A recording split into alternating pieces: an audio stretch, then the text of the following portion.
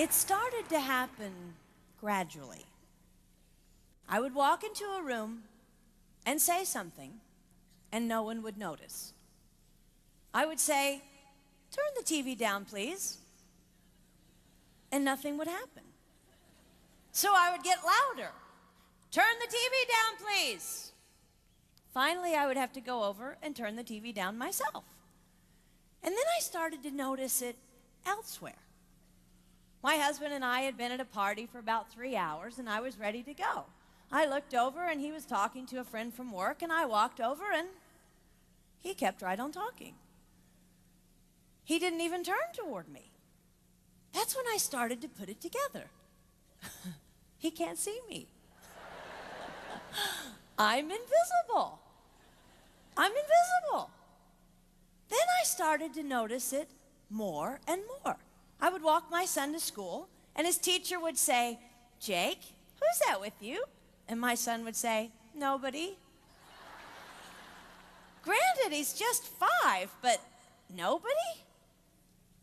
One night, a group of us gathered, and we were celebrating the return of a friend from England. Janice had just taken this fabulous trip, and she was going on and on about the hotels she stayed in.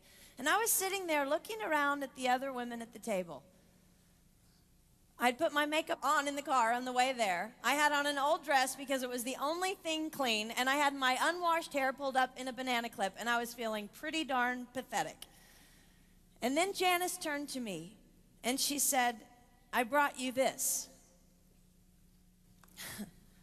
It was a book on the great cathedrals of Europe. I didn't understand. And then I read her inscription. She wrote, "With admiration for the greatness of what you are building when no one sees." You can't name the names of the people who built the great cathedrals. Over and over again, looking at these mammoth works, you scan down to find the names, and it says, "Builder, unknown, unknown, unknown." They completed things not knowing that anyone would notice. There's a story about one of the builders who was carving a tiny bird inside a beam that would be covered over by a roof. And someone came up to him and said, "Why are you spending so much time on something no one will ever see?"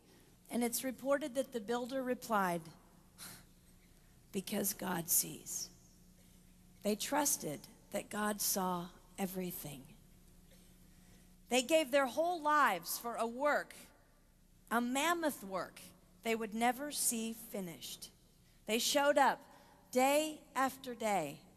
Some of these cathedrals took over 100 years to build. That was more than one working man's lifetime. Day after day. And they made personal sacrifices for no credit. Showing up at a job they would never see finished, for a building their name would never be on.